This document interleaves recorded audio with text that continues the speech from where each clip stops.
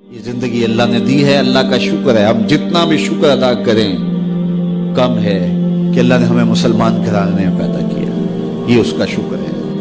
اللہ نے ہمیں اچھائیوں کی طرف راغب کیا.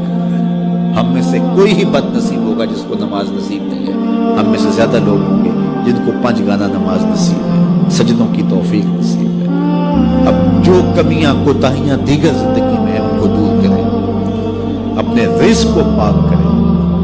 رزق 100% پاک کرنے کی کوشش کریں.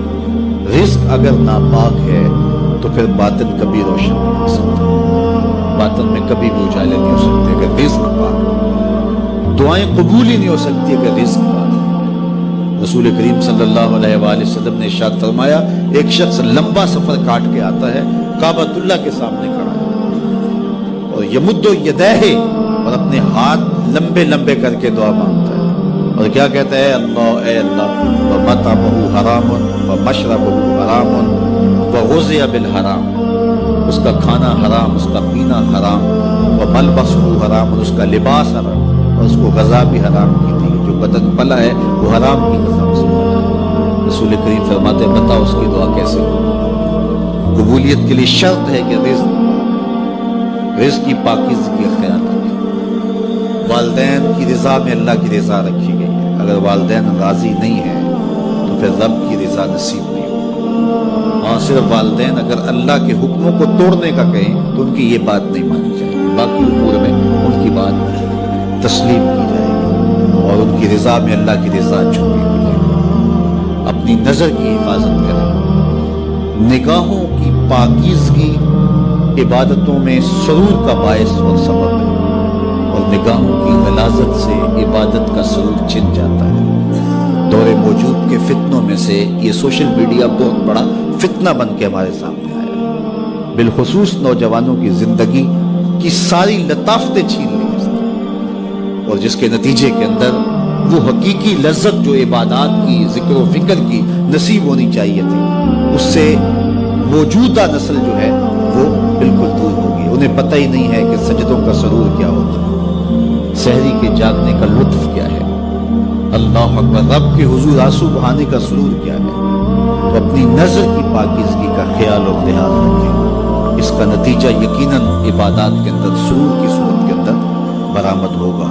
اللہ آپ کی حفاظت کرے اور ہر جان یہ دیکھے اس نے آنے والے کل کے لیے آگے کیا بھیجا ہے. یہ دنیا بوائی کا موسم ہے، آخرت کٹائی کا موسم ہے. بوائی کے موسم میں جس نے تخم عمل ڈال لیے، کل کٹائی کے موسم میں کچھ کاٹ لے. اور جو کسان بوائی کے موسم میں مٹی سے مٹی نہیں ہوتا بلکہ کلف لگے لباس پہن کے گھومتا پھرتا ہے، نہ کبھی کھیتی میں گیا، نہ کبھی بیج ڈالا، نہ کبھی پانی دیا، نہ کبھی جڑی بوٹیاں تلف کی، تو کٹائی کے موسم میں وہ کچھ نہیں اٹھائے گا. یہ دنیا کھیل کود نہیں ہے. یہاں ہم کھیلنے کودنے کے لیے نہیں آئے ہیں، ہم یہاں کچھ کام کرنے کے لیے آئے ہیں. بہت تھوڑا وقت ہمیں ملا ہے. 60 سال، 50 سال، 70 سال کیا وقت ہوتا ہے؟ وہ میرا ایک دوست نکال رہا تھا کہ 60 سال اگر زندگی ہے، 50 سال، تو اس میں 8 گھنٹے روز سونا ہو تو اگر 45 سال زندگی ہے تو 15 سال تو یہ نکل گئے، باقی 30 سال بچے. تو اس طرح 8-10 سال بچپن کے جو مدہوشی کے تقریباً ہیں وہ بھی گزر گئے. پھر روز 2-3 مرتبہ واش روم میں جانا پڑتا ہے، تو 13 سال اس نے نکالے تھے. کہ بڑے سال تمہارے پاس ہیں تو 13 سال ہے. یہ ہے کل ٹوٹل زندگی. اب اس زندگی کو کہاں لگاتے ہیں؟ اب اس زندگی کو کھا گیا سوشل میڈیا. یہ 13 سالہ جو زندگی بچی تھی، نمازوں کے اوقات بھی یہ کھا گیا، باقی اوقات بھی یہ کھا گیا. اور ہمارے پلے رہا کیا؟ پھر جب جائیں گے کیا خالی ہاتھ جائیں گے؟ آئیے اپنی زندگی کو، بالخصوص جوانوں کو میں کہتا ہوں، بڑے قیمتی لمحے ہیں جوانوں کے. بڑھاپے میں بھی سجدوں کی توفیق مل جائے تو بڑی بات ہے، لیکن جوانی میں جو سجدوں کا سرور ہے وہ بڑھاپے میں نہیں ہے. تہجد کا لطف بڑھاپے میں بھی بہت ہے، لیکن اگر جوانی میں سحری کے وقت اٹھ کے ایک جوان جب بستر کو چھوڑ کر کے مصلی بچھاتا ہے، عرش جھوم اٹھتا ہے. اللہ اکبر. آج ہر بندے کو شکایت ہے ہمارے گھر میں بھوت آ گیا، جادو آ گیا، ٹونا آ گیا، سایہ ہو گیا، بدروحیں آ گئیں، یہ ہو گیا، وہ ہو گیا. مجھے بتاؤ، جس گھر کی صبح کا آغاز ایسے ہوتا ہوگا اس گھر میں کوئی جادو آ سکتا ہے؟ کوئی بدروح آ سکتی ہے؟ وہاں تو رحمت کے فرشتے اترتے ہیں.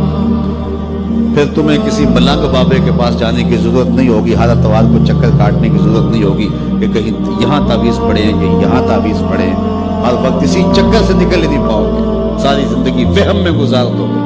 لیکن اگر تم سجدوں سے اپنی زندگی کو آباد کر لو گے، جب صبح اٹھو گے، جب نکلو گے گھر سے، تمہارے ساتھ رحمتوں کے فرشتے چل رہے، تو اپنی زندگی کو اللہ اس کے رسول کی راہوں پہ ڈال دو۔